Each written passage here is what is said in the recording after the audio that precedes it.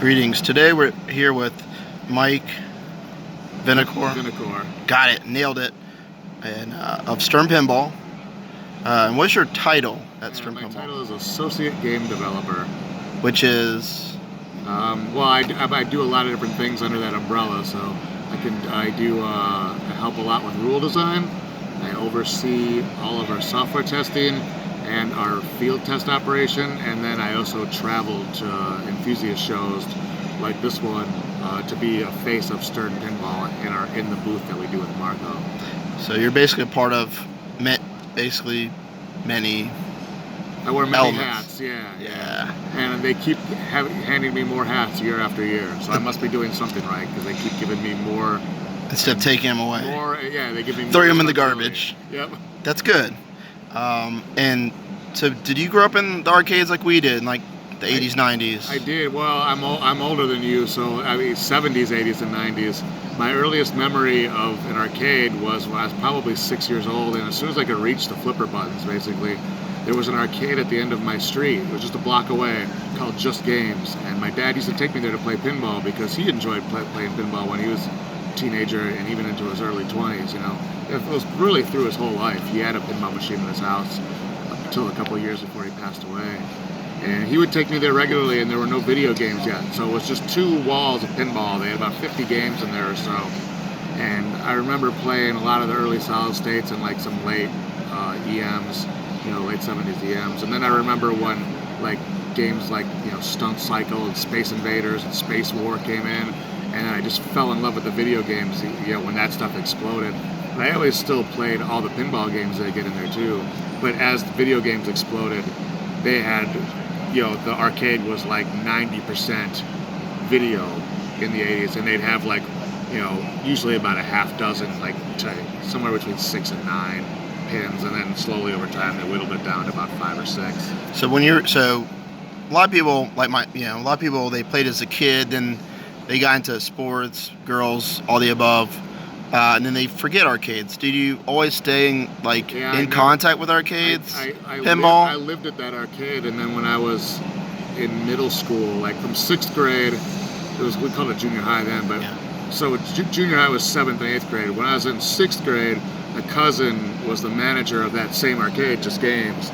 So I would go there pretty much every day after school and all day Saturday and play games, and I didn't have to pay for them. He would just give me free games, and I would clean the glass for him, and I'd go get us lunch, and then he would just hand me the keys of people that had stuck tokens, and he would just sit in the back and read the paper, and I thought I was the coolest kid in the block, I was like, wow, I'm running this arcade, well, really I was just doing my cousin's job, and he got to sit back and get paid to read the paper. That's a break in the biz, though. But it was, I learned, I learned the ins and outs of how an arcade was run, and I became a really good game player because I was always there playing.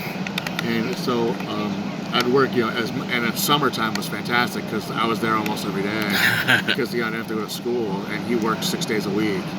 So I was working, I was hanging out there, and then he left. I think it was early on in my freshman year, which was devastating to me because that was my second home. I spent more time with my cousin than I did my father because he traveled a lot for work, and then my parents had split up. So I was devastated when he left, but then I befriended the manager who took my cousin's job, so I still hung out a lot. I just didn't get nearly as many free games. But when I became old enough to work there, they gave me a job, and then I became the assistant manager of the place, and I worked there the last few years they were in business, about 2 to 3 years, until they went out of business. And I actually worked the very last shift at that arcade, and I was there the last time, which that was had such a huge impact on my life. It was really depressing to see it go away, and I vowed if I ever win the lottery, I'm buying the building back, and I'm going to actually restore the arcade. Wow! Just to have it still be there. Because for a lot of us, my first job was cutting yards. So I respect labor, and if I had a job like that, it's hard to have another job after you've worked in an arcade, right? So I wasn't even of working age. Still, my cousin left. He quit that job to move on to a much better job, when I was probably 14. And then I went to work there when I was 23. But I still hung out there all the time. But I always said I would love to work there. And then it ended up happening when they had a part-time position, and then by then the guy that took my cousin's job was still managing the place, and he was going to school and he was going to become an accountant, and he was kind of just, ticking time off the clock until he was done and get a real accounting gig. So he didn't care he would just come in and just basically, punch the clock and wait it out. And then, so he let me pretty much run the place too, because he didn't care anymore. And I knew, I didn't really know what I wanted to do with my life at that point, even when I was working there. But I know I loved games, so I kind of wanted to do something with games. And it was just kind of dumb luck that I ended up in the industry, like proper, outside of working in an arcade. Like when I went to work at Williams Valley Midway, was during that time. So how'd that happen? I was one of so Mortal Kombat 2 was like the biggest game in the world when it was new, and I was one of the best players in Chicagoland of that.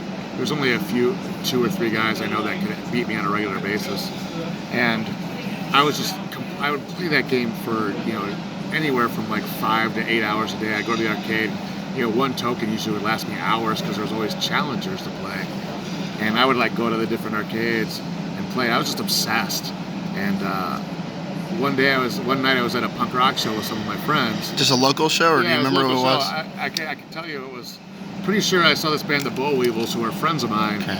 And they were a Chicago punk rock band, and they were playing at a place called Wrigley Side, which was a bar. It's like on the second floor bar in Wrigleyville. It was down the street, just a block from Wrigley Field.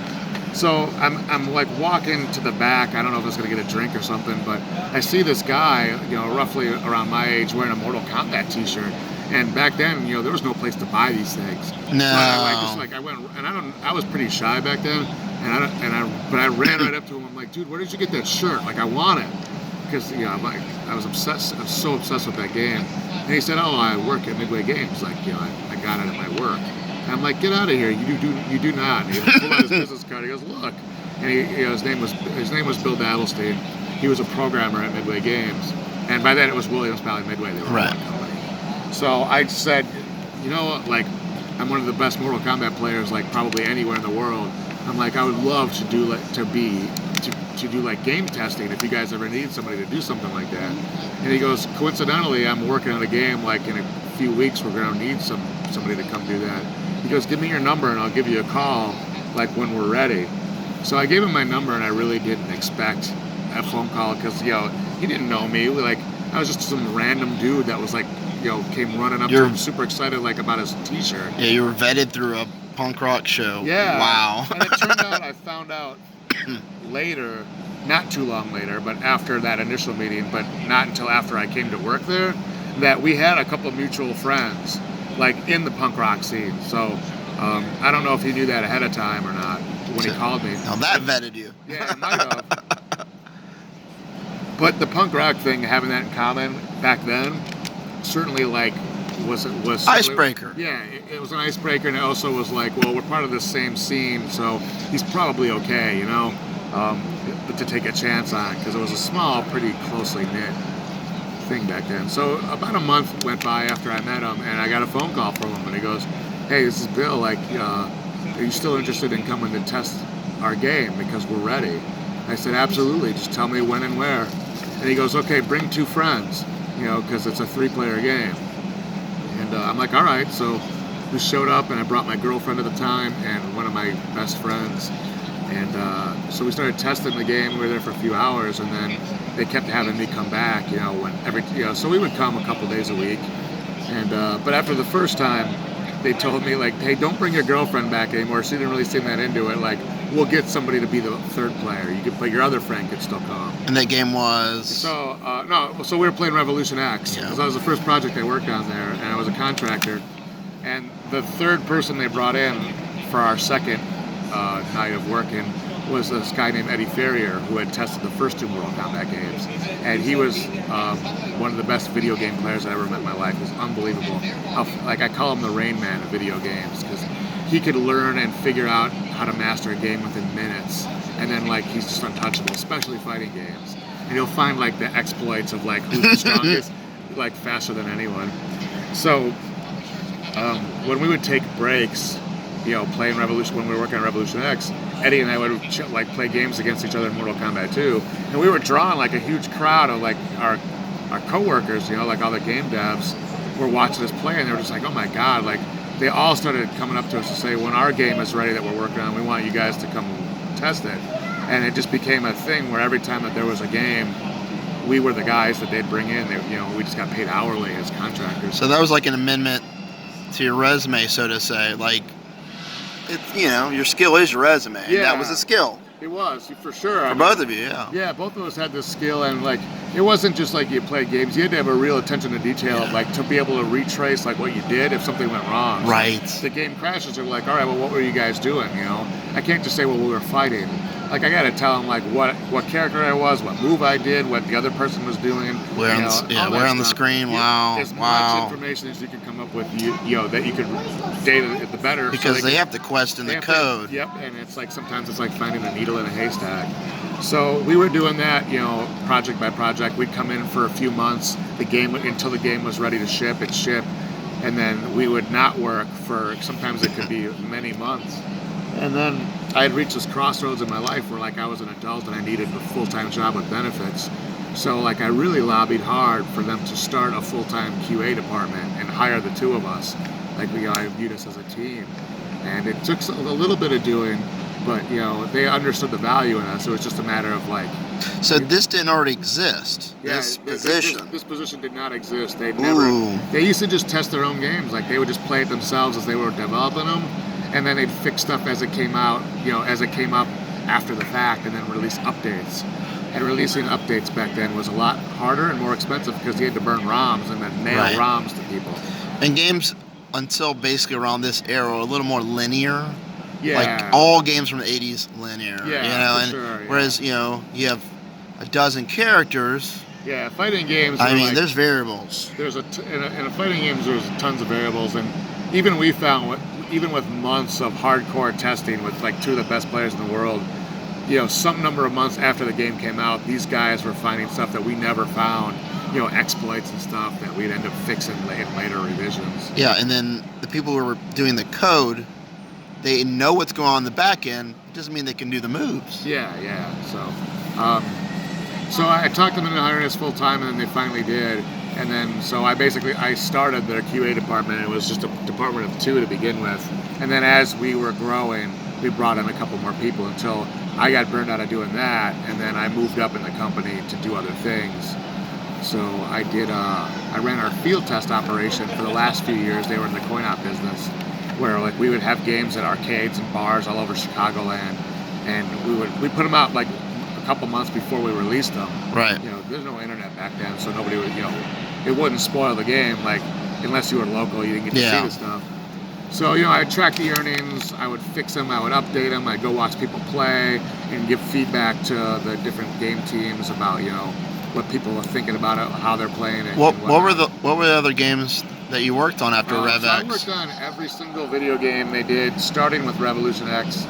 And I think the last game I had anything to do with QA on was either a Hyperdrive or Carnival, and I forget the order of which those came out. And by then I was kind of phoning it in because I was assisting the guy that was running the field test operation. Okay. And then eventually being his assistant became enough full-time where I didn't have to do game testing anymore. And then when he left, I took his position, and then we hired outside the company somebody to be my assistant. So I think, it was either Carnival or Hyperdrive were the last two I have any recollection of working on. And you did you get to work on MK3? I worked on Mortal Kombat 3. It was the first Mortal Kombat I worked on. It was also the most fun project I worked on in my entire run in that company. It was an absolute blast. A sad thing happened to me during that project. My mom passed away very young, and that game, like working on that game, like I was contracting them, so I was working a full-time job, and I was contracting at Midway Games at night, and I took a lot of time off of my full-time gig, which I didn't like, while I was grieving, but I didn't take any time off of working on Mortal Kombat. And Ed told me, he's like, hey, when he found out my mom passed away, he goes, you don't have to be here, like your job is safe, like take whatever time you need and come in when you're ready. But I told him, I'm like, this keeps my mind busy, and it keeps me from thinking about it, like I need this. And it really did help me through the grieving process, because it was a great distraction, and it was such fun that for those however many hours it was a night that we were typically working, I wasn't thinking about like anything. Yeah, about anything but that. It was very exciting, and it kept my mind busy from like grief, as a break from like the grief of losing my mom, and all of a sudden having to like be a grown up because like I was living with my mom when she passed away because she was sick, and then now suddenly I'm out there without a safety net. So it was so it helped me through that adjustment. I mean, MK2 was the peak, but 2 and 3 is just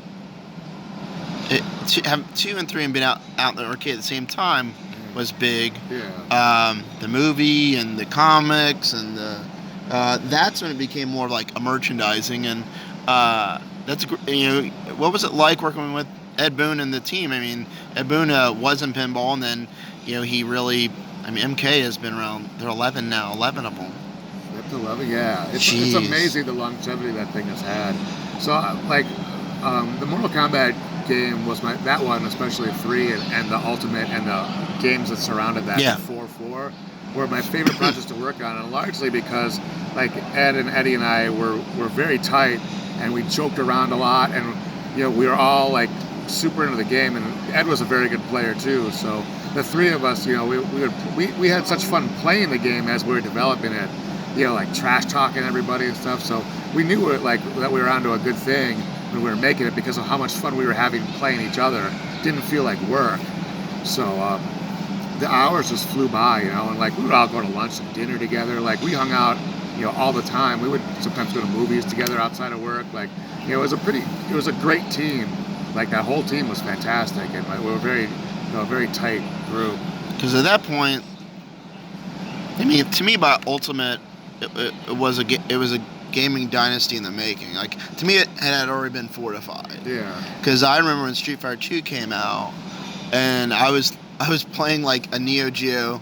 I was thrashing. You can beat World Heroes with one move. Yeah. So I just I was doing that to just kill time, because Street Fighter had 20 people on it. Yeah. And then I turn around, and there's Mortal Kombat 1, and I'm like, what the hell is this? And I'm like, this is different. Yeah. And so yeah, it was. I mean, were they basically planning to do it the arcade indefinitely, or was it basically just it ran its course of 4? Well, so I could see. I started seeing the writing on the wall of like the arcade industry taking a nosedive. And everything, it was even ported to Game Boy. I mean, Mortal Kombat 1 and 2. I mean, that's to me the writing on what everything PC. Yeah, but Mortal Kombat 1 and 2 didn't look anywhere near as good as the arcade game back then. No. I'll tell you where I knew that we were in trouble, we being the arcade industry Right. as a whole, not just the company, was when we were doing Mortal Kombat 3, and while we were working on the Ultimate update for it, which was some number of, it's like 6 months or so after the MK3 came out, but while we were doing that, we were getting builds for the PlayStation 1 of Mortal Kombat 3, like their arcade port. Right. And the fact that it looked nearly identical, like, to me, I'm like, oh man, we're in trouble. Like, if the games look this good, like, why? They'll just wait for that. And the price points, not only the game was $200, $300, it's $50. Yeah, it's $50. The system was $300. Jeez. But, for $50, basically, you could have the arcade experience, and the only difference was you had to wait for the matches to load after you picked your guys, because of CD-ROMs.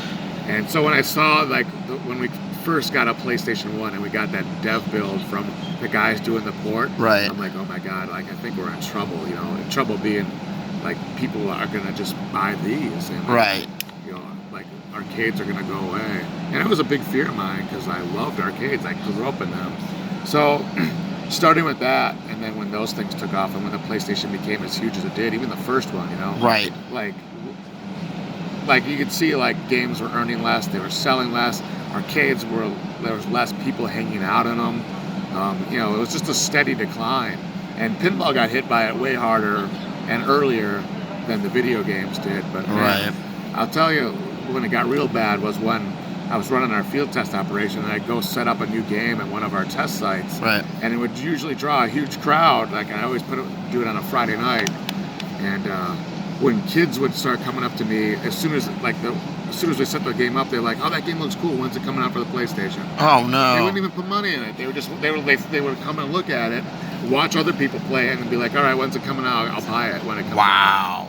And just like, well, I don't know. Why don't you just put a couple bucks in it and play? Games. Try it first, instead of spend. Yeah, wow. So once they started just coming to the arcade just to see what was going to be coming out, in a few months, then I knew we were real. Because it wasn't a year, it was months. Yeah, that was the other thing. Like, it used to be more like a year, and then, to get that money faster, they shortened the time, and then the operators didn't even have enough time to recoup the money on their investment before we were releasing it on the home. So they started buying less games, and it was just this endless cycle of decline. Did you work with any of the pinball development at all, or have any association with those departments? While I was there, Williams Valley Midway was one company, and then later in the 90s, Midway spun off and became its solely owned company, separate from WMS, which was the parent company. Right. But when I ran the field test thing, I handled all the field test stuff for the pinball guys too. So the companies still were involved with each other, even though on paper they were supposed to be separate. But I didn't have anything to do with the development of pinball other than I was running the field test operation and hanging out with all those guys, and I was playing all their games. Like, I would just play those games more than the video games because I like pinball so much more. But I'm like, man, I would love to work with these guys, but the department was shrinking. They had laid off half the department twice in my tenure there before they closed it. So I'm like, there's no way they're going to hire me to work in pinball no matter what, because it keeps shrinking, And so pinball ended with, Pinball 2000. Yeah, they gave it a good try. It was 1999 when Williams pulled the plug on the pinball division. It was the day after Pinball Expo 99. Yeah. And I remember walking in to the company. I came in late that day for some reason. And when I was walking in, all the pinball guys were walking out with boxes in their hands. And I stopped one of them. I'm like, hey, what the heck's going on? What are you guys doing? And they're like, well, they closed pinball this morning. We're all out of work. And it was like I got punched in the stomach. I was just in shock. I didn't see it coming. I mean, I knew that it was in trouble, but I thought that, the other parts of the business would sustain it. They were still developing games. Yeah, and they had 2 games in the works, and I thought Pinball 2000 was promising, a promising platform. And sales certainly spiked up for especially the first one of the 2 games, So I'm like, well, and I thought it was really impressive, but so I was as shocked as anybody when I came in and those guys were all leaving. And it was super sad, because A, a lot of those guys are my friends, but B, it was something, a part of the industry I loved even more than what I was doing. It was now gone. And we were the leader of, the only other game in town was Sega, which had just rebranded itself as Stern. Gary always ran the company, but he just bought the company back from Sega Pinball, and changed the name to Stern Pinball. And so he was the only guy left in the world making pinballs. And in between your time in coin op, coming back to coin op, how did you come back to the coin op industry? All right, so after Midway exited coin op, which was April 2001, it was early April, I did console video game design for almost 10 years at a variety of studios, the first of which was started by some ex-Midway employees that had left before coin op closed, or right around the time, I guess, shortly before. Those guys offered me a junior game design position, and they didn't we don't know if we'll take a chance on you as a designer, but plan B is if you fail as a designer, you could be our QA guy. So you've got a job regardless, but we want to try, we want to give you a shot and try to teach you how to be a game designer, which was what I wanted to do at the time. So I worked at that company. It was called Studio Gigante. We did 2 games for the original Xbox. The first was a fighting game called Tao Fang, which John Tobias was the president of the company. Yeah, and he was the lead designer, and he was one of the 2 guys that created Mortal Kombat. So we did that fighting game, and then we did WrestleMania 21 for the original Xbox, which I had a blast working on. As a game designer, that was my favorite thing that I did, as far as the most fun I had as a designer. Then that studio closed, and I worked at a few other ones until my last game design gig. I was totally burnt out. I had no interest in doing it ever again. And I told myself, really, if I'm staying in games, I really would only want to do pinball. Yeah. And it took a few years to get there. And in that journey, I ended up back in coin op working for Play Mechanics and Raw Thrills. Raw Thrills gave me a couple contract gigs when I needed a job. I absolutely love those folks. I had a wonderful time working with them, and I'm still very good friends with all of them. They gave me, work when I needed it, and I'll always be grateful to those guys for that. They're one of the only guys keeping coin up alive. They are, and they really are. And those guys are geniuses at what they do. They just keep making these hit games that, in today's market, earn great money and sell well. And I'm glad that they're keeping the torch alive of coin op stuff, because that was how all of us, those guys and me came up through the industry, was in that. It's great to see them keeping it alive. Who did you and who they contacted you, or you contacted them, or? I always stayed in touch with those guys, and then when I was unemployed, I hit them up and I'd be like, hey, if you guys have any work, I'm looking for a job. And then, they didn't necessarily need me at some points, and they gave me contract work just because they knew I needed an income. And one time they hired me full time just to give me health insurance. Like, they're like, we'll give you this gig, and we'll give you health benefits too, because we know you need it. Like, they were absolutely wonderful folks.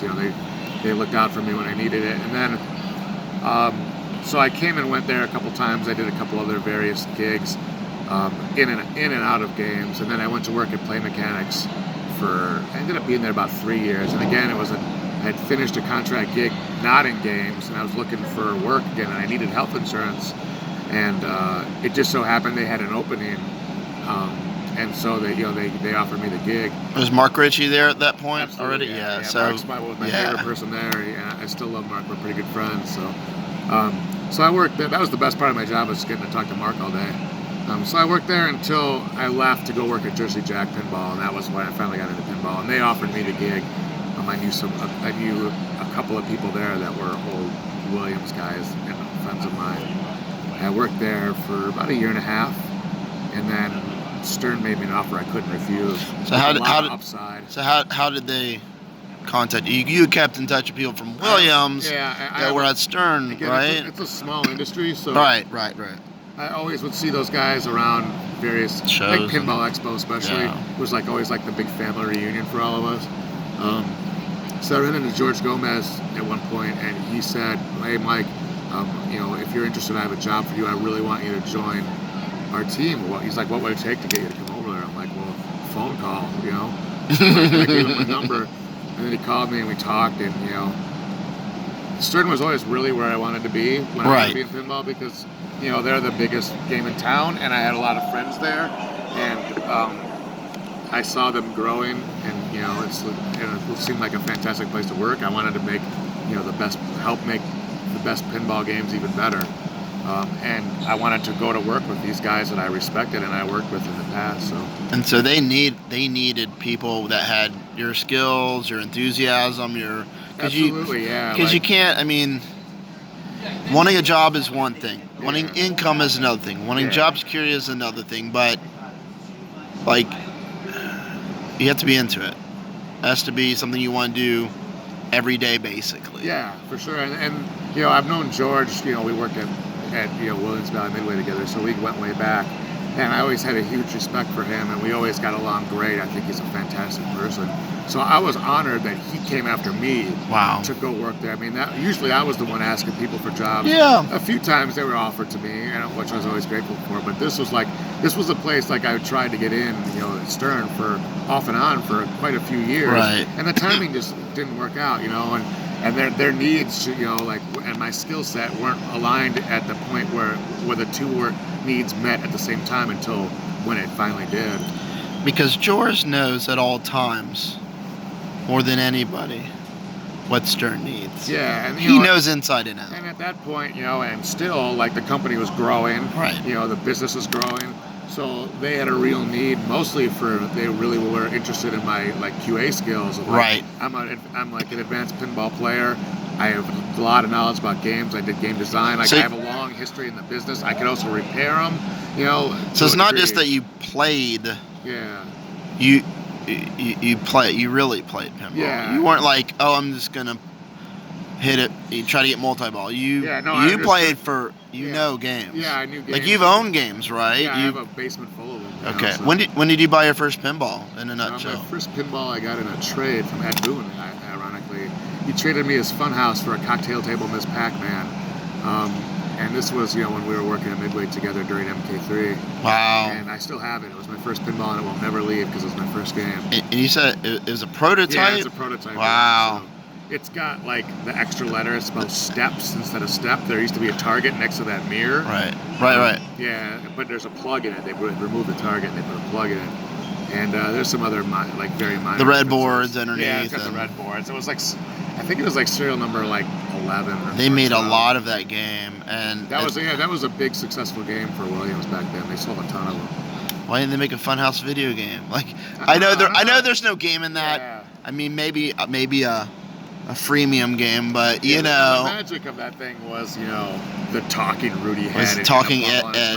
Yeah. And for those that don't know, Ed Boon did the voice of Rudy. Right. Why he had the game. Yeah, a lot more fans don't know that he did anything in pinball. Yeah, Ed was. But fascinating things. Yeah, Ed programmed pinball games before he moved on to the video side of our business, and one of the one he's probably most known for is he did Black Knight 2000.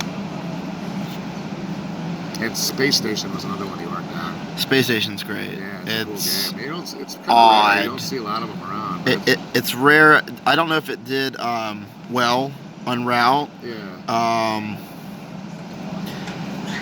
And so when you came into Stern, who were you working with? The first team. All right. So so George hired me, and I came to work. And the first two projects, because we do multiple projects, we have going on at a time. So. The first two projects I worked on was Batman and Aerosmith. So basically, I started Batman, and it just started shipping about a month and a half before I came out of the company. And so, but there was a lot of code, there was a lot of software work still to do. It came out pretty bare bones.